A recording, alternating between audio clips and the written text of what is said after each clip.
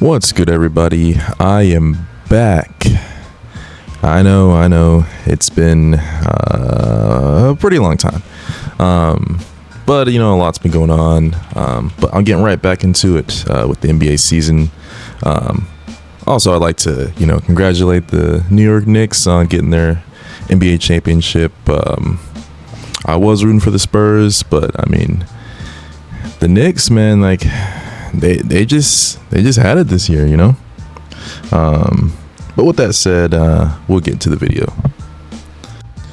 All right, so we're gonna get started into this NBA free agency. A lot's been going on. I did not know this was gonna be the year where it was gonna be all the mixing and matching, but let's just get right into it. LeBron James. Right here, you can see where it says LeBron's informed the Lakers that they can move on with their free agency and offseason, basically saying that he's not going to be there. That's kind of surprising because I really thought he would retire a Laker. I didn't think he would move around like that, and if he did, I would think maybe he'd go back to the Cavs or something, but I don't know, it still kind of surprised me. With that said, there are a few teams that make a lot of sense, like the ones that I think off the top of my head are the Spurs. I felt like if you just put LeBron in the starting lineup at the 4 last year for that team, I think they're holding up the trophy. They win the championship because they really didn't have like a true power forward to go alongside Wemby. And I think LeBron, with his playmaking, his leadership, he wouldn't even have to really score that much on a team like that. Just let the young guns get the, let them just kind of, I won't say carry, but just let them kind of, because like the Spurs obviously know how to win in the regular season. So just let LeBron kind of coast in the regular season. Let the young guys, they can get a top 3 seed, and then in the playoffs, that's where you kind of use LeBron, use the IQ, the passing, slow it down. Because I feel like last year the Spurs had a lot of times where like they would show their talent, but they didn't know how to really maintain it or close out games. And I feel like with LeBron, they close out a lot more games than they did last year. Yeah. So yeah, the Spurs is definitely one of the places I think would be probably his best chance of getting a ring, until I saw the whole Jaylen Brown news. We'll get into that too. But Jaylen Brown going to the 76ers definitely makes the Sixers a real option for LeBron, because now they need a power forward. Obviously the Minnesota Timberwolves need a power forward as well. But I just think now with Jaylen Brown on that 76ers team, you got Embiid, Maxey, Edgecombe, and then you would have LeBron at that point with Brown at the 3, Brown at the 4, and then I see that they signed Anthony Simons. They're getting shooting on that team, and I know a lot of people are saying the Miami Heat, he'll go back there, but I just don't think that there's enough shooting on that team or enough playmaking. I feel like LeBron's gonna have to play like a really offensive game on that team. I don't know if he wants to do that. Giannis, Bam, Wiggins, Davion Mitchell, and then I guess he'd be slotted in at the 3 and Wiggins at the 2. I don't really know about that. Yeah, and then not too long ago, Rich Paul had some kind of podcast with Max Kellerman, and they were talking about the destinations that they're looking at. And of course, they're kind of stayed the same teams. Timberwolves, Nuggets. He said he would have probably, the funny part is, gone to the Knicks if they didn't win the championship, which I think is interesting. A lot of the media is talking about the Warriors, because Draymond did take he declined his player option to see if maybe he could take less to see if LeBron can get there. Maybe they can get AD. I don't think that. I just don't see them winning the championship with that team unless they get AD, and even then, it'd be a lot of question marks on that team. But yeah, I mean, LeBron's holding all the cards right now. Like he's holding up the free agency market right now. Like if he could just go out there and get get on a team where they just need that one piece, and he can kind of coast. I think he can make a team like from an all right contender to like a favorite. Like 76ers with LeBron will be the favorites. Timberwolves with him would be probably one of the favorites in the West. All they need is a good power forward. All right, and then next we're going to get into this LaMelo Ball trade. So the Charlotte Hornets are trading star guard LaMelo Ball, Josh Green to Minnesota Timberwolves for Naz Reid, a 2033 unprotected first-round pick, 3 first-round pick swaps in 2028, 2029, 2030, and 3 second-round picks, 29, 32, 33. Sources tell ESPN. I didn't really think that they were going to trade LaMelo with the season that the Charlotte Hornets kind of ended with. I know they didn't, end in the way they wanted to, but they had a really good hot streak towards the end of the season, or the second half of the season for that matter. I don't know. I just thought they had a lot of young pieces for them to just give away their best player. I mean, that was a haul of picks, and they get Naz Reid. But man, now just looking at it from the other side, Timberwolves get their point guard. Like they've been wanting a point guard for the past 3-4 years with the pair with Anthony Edwards. Not really. You don't really get much better than that. There wasn't really any point guards available, so they were gonna have to go more in the trade market. And with this, you get your point guard for the future because he's in the same timeline as Anthony Edwards. They're both 24, going on 25 next season. And now, like, you just get an insane upgrade. They've been running with Mike Conley for a few years, but he's a little bit old in the nail at this point. So now you get a starting lineup of LaMelo, and you still got Jaden McDaniels. Don't really have a power forward right now, unless you put McDaniels at the 4. But I don't know if I really like that. I like him at the 3. And then obviously you got Rudy Gobert at the 5. So this is why I was saying, earlier with LeBron, I feel like he could easily make this team a title favorite. But I like their young core. Jaden McDaniels, they re-signed Ayo Dosunmu.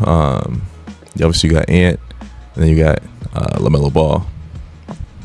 Really, LaMelo, he just needs to kind of. It's kind of funny. I think LaMelo needs to play more of the point, which he has been.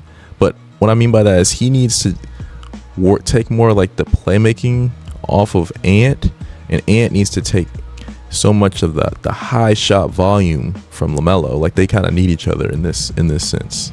So yeah, I think this is a great move for the Timberwolves. They're winning now. They're trying to win now, but they really need a power forward because they lost Julius Randle and Naz Reid. So it's like they don't have any power forwards on this roster.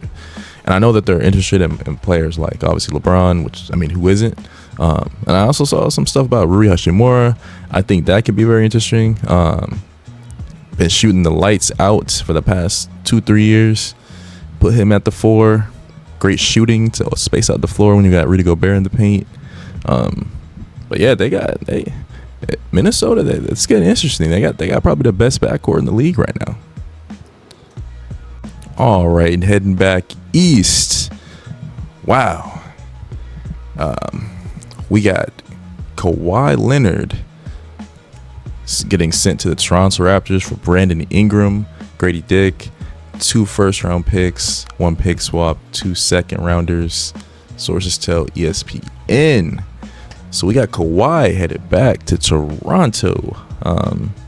Man, I'm actually surprised that the Raptors went all in on Kawhi Leonard at, what is he, 35? I don't know. It just seems kind of questionable to me to give up pretty much 2 firsts, 2 and a swap. I don't know.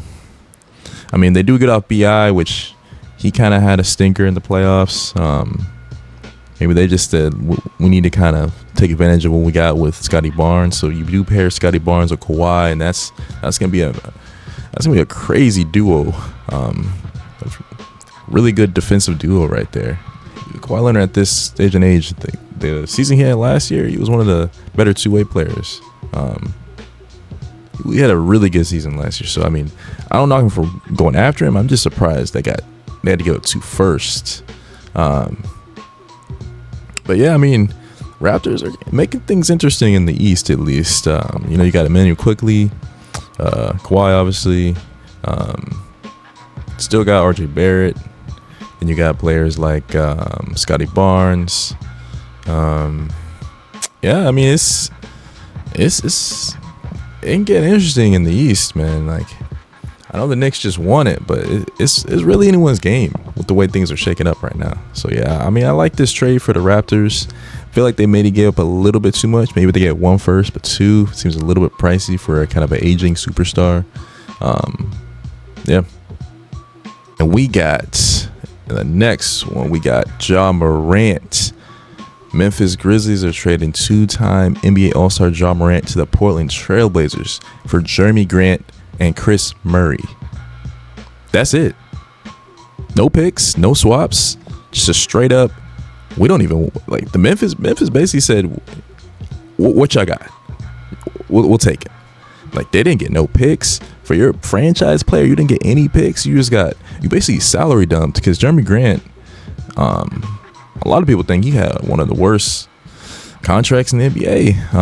And then Chris Murray, obviously, young player, but you don't get any picks for Ja. You just you basically get rid of the whole 2022 Memphis Grizzlies. And I mean, and you don't get anything for Ja. I mean, hey, I don't know what Memphis is doing. But hey, Portland, they got something cooking over there. Now, one thing I will say, they have kind of a logjam at point guard. They already got Jrue Holiday, obviously Ja Morant now, Damian Lillard, and then you got your second overall pick, Scoot Henderson. So maybe I see there's some rumors of maybe they'll get off Jrue Holiday. I don't know. Some of them are saying they'll just keep him.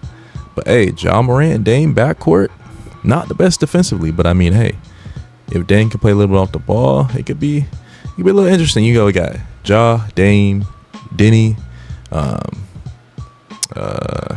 big fella in the paint.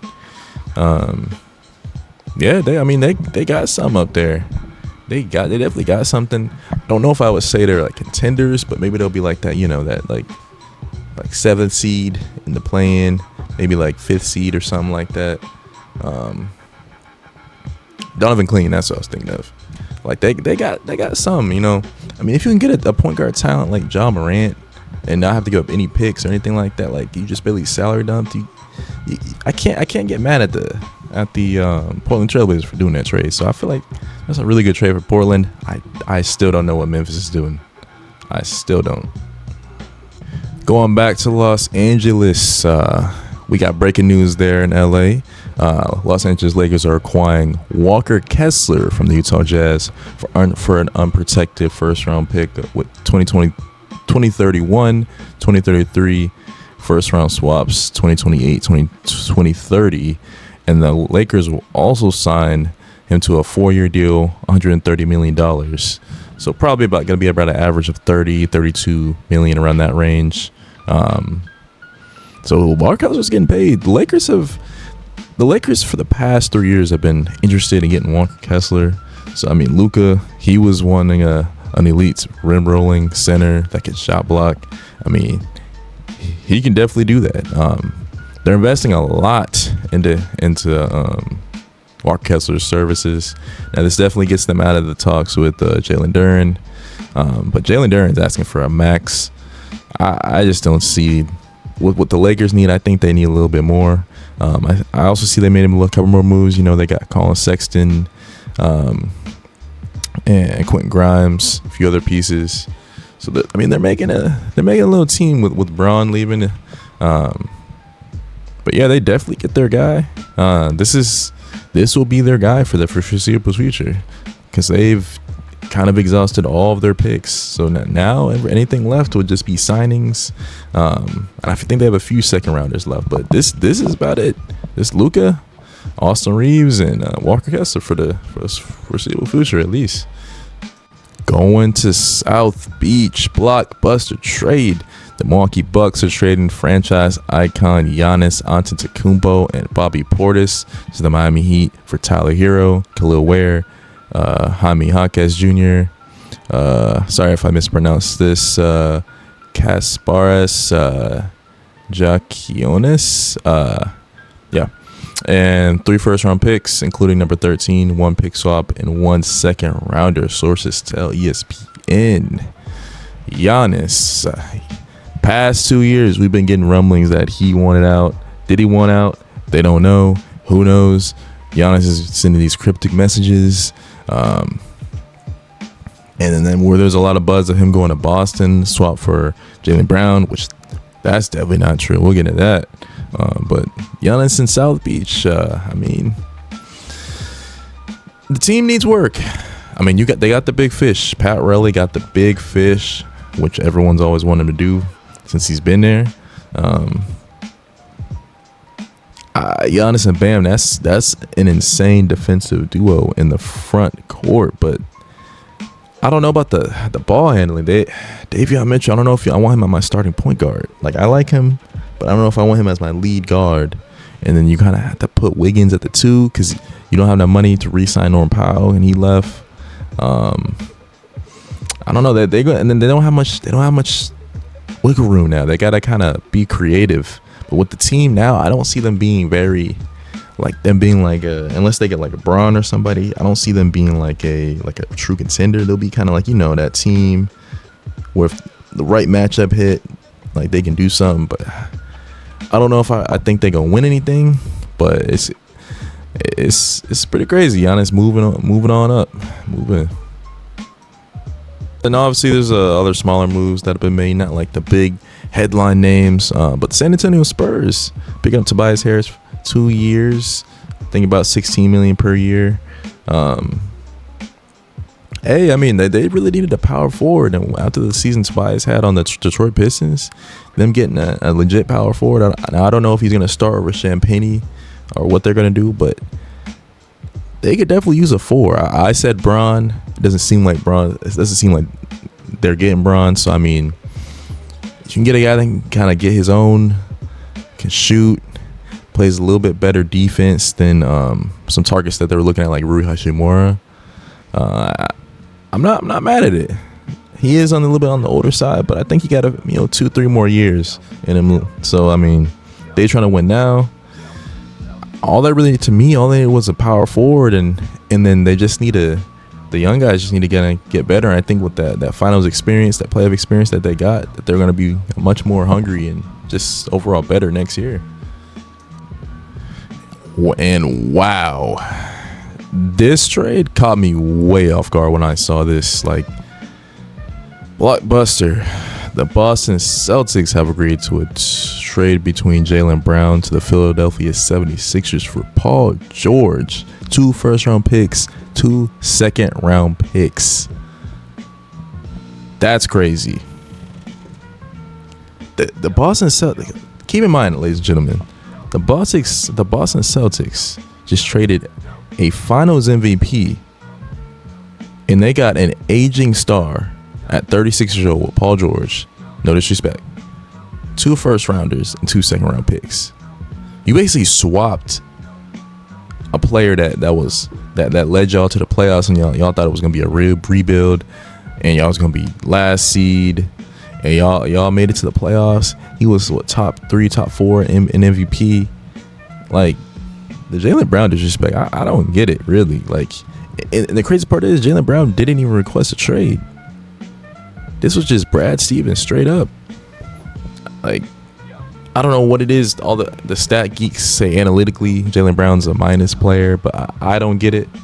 Like, the dude has been a Boston Celtic for what, 9 years, and he's always gotten better. Like, I don't get where this is coming from. Like, sure, are you shedding long-term salary? Yes, but you're not supposed to be thinking about that when you're trying to compete for championships. Like, and you got one with him as the Finals MVP.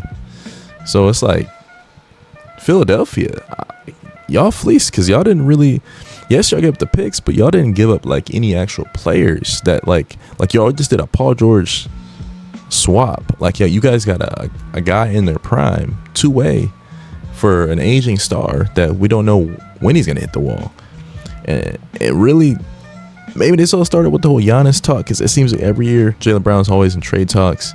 The Giannis stuff was really heating up. I mean, and after Giannis went to the Heat, it was like, I guess they thought they had to kind of get rid of Jaylen. It would be a distraction, but man, like the fact that they couldn't even get like, you know, a player, you know, of all-star caliber. Like, Paul George is good and all, but like at this stage in age, he's not like a consistent star that you kind of want to put with Jaylen Brown or Jason Tatum.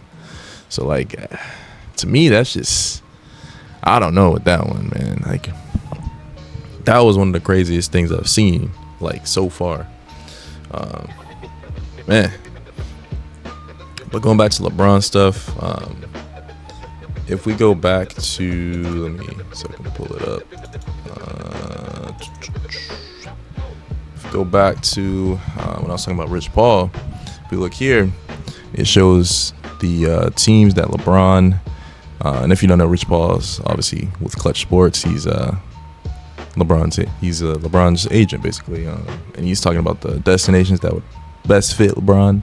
Right here you can see it's talking about Maxey, Edgecombe, Brown, and Embiid, and you could just throw LeBron in there. With the 76ers, then with the Cavs we got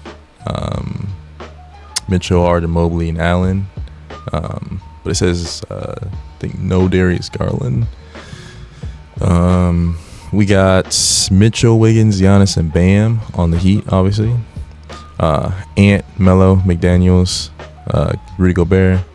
Then on the Denver Nuggets, we got Murray, Johnson, Gordon, Jokic. I don't really like that for him because I feel like the defense isn't gonna be good enough. Him and Jokic will be nice, but I feel like Denver's on kind of a lower trend. Like, their players are kind of going down. Like, they might have just peaked already. The New York's kind of in there. I don't think he's going there. I myself said, like, I just don't see Braun going to a place where they already won. And even Rich Paul said if they didn't win, he might have gone there, or he would have definitely gone there, actually, is what he said. Then we got the Warriors. I just think they're a little bit too old.